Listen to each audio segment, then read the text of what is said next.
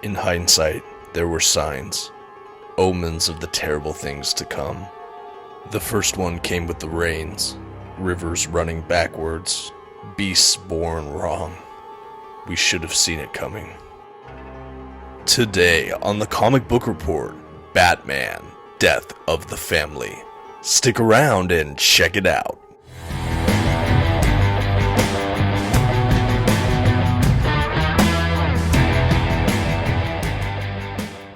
Greetings from the Batcave, everyone. My name is Dominic, and you're tuning in to the Comic Book Report, where we review comic books and graphic novels so you can get an idea of what to read.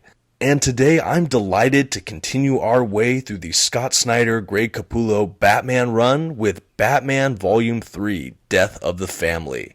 This is part of the New 52 era for DC Comics, and it's definitely beloved by this viewer. So let's go ahead and start today's review.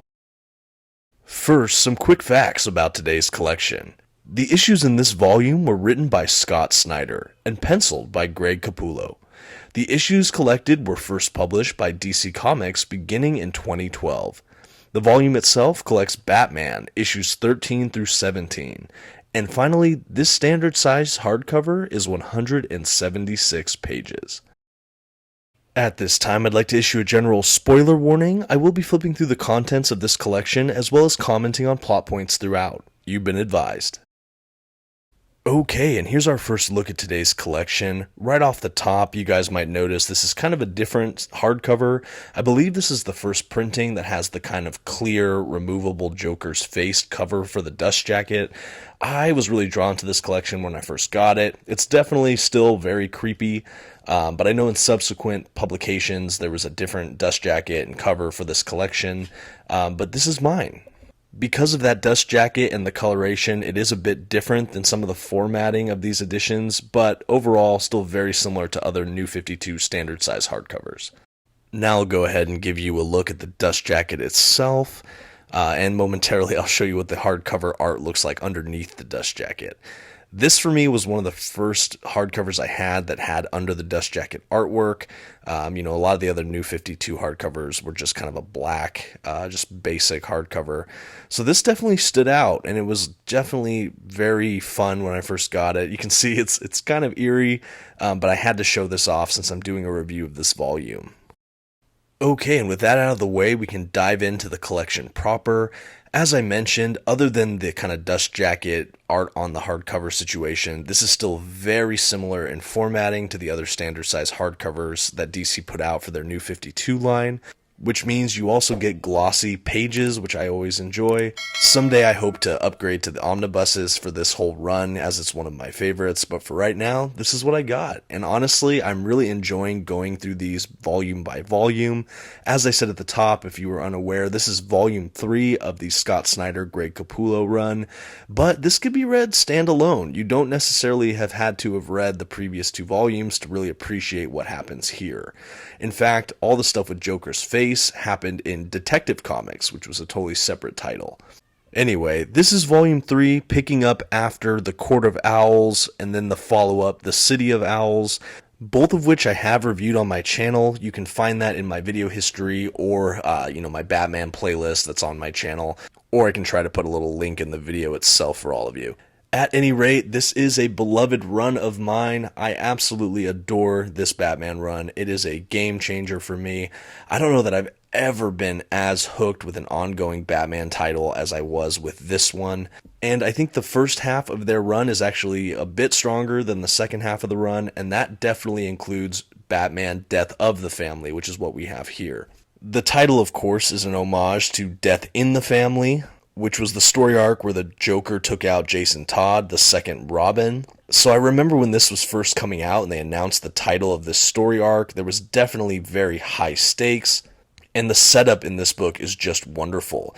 The idea is that Joker has been missing for over a year, he doesn't have his face, and you have no idea what he's up to, but recently his face was stolen from evidence in the police lockup, and the Joker is back for revenge, and this time he's going after the Bat family.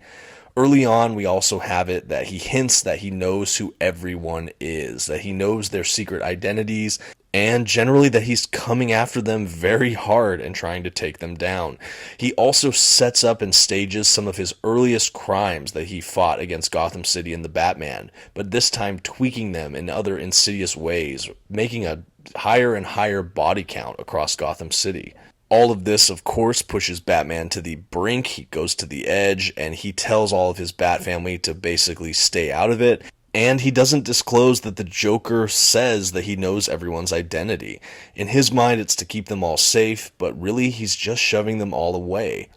Early on as well, we have Alfred Pennyworth getting kidnapped by the Joker, which seems to suggest that there might be some truth to the fact that he knows who everyone is.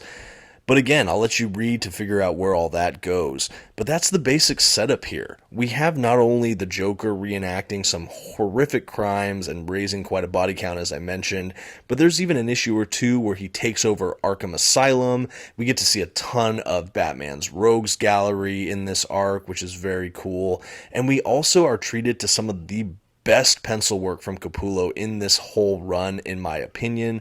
The Joker and the rest of the villains have never looked more haunting to me, particularly Joker. He gets his face back, but he essentially clips it into place, so he's wearing his own face as a kind of mask. We also have a lot of weird art with his eyes and the different sized pupils and coloration of his eyes. Just very freaky. A lot of scenes with Joker in the dark or in the shadows, and Capullo really plays with the Joker imagery in a way I have never seen replicated before or since. And it's just wonderful to behold. It's honestly a bit creepy, which of course the cover to this volume would suggest.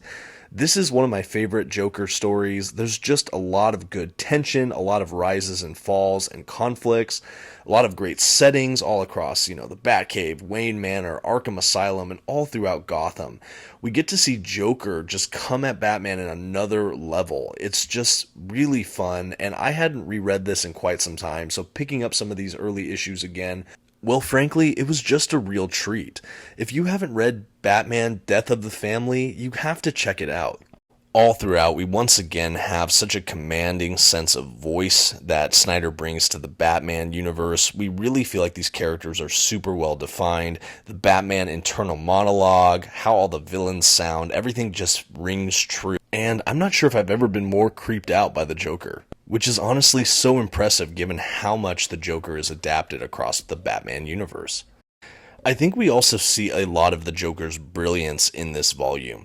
As much as he's such an agent of chaos, there's such a meticulous level of planning and detail to some of these crimes and these kind of master plans he has against Batman.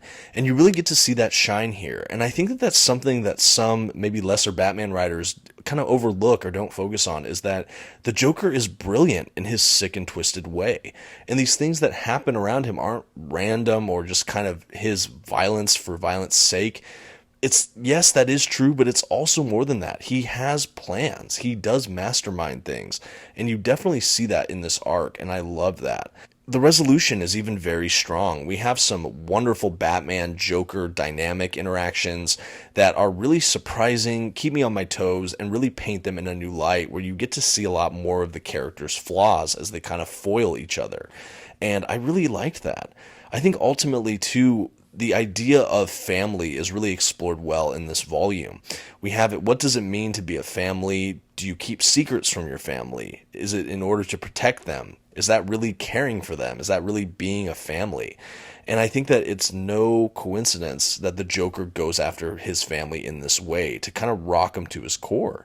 And even though ultimately the Joker is thwarted like he so often is in Batman books, there's a real sense of, but did he still win? Did he still get the repercussions and the outcome that he wanted by sowing distrust within Batman's family?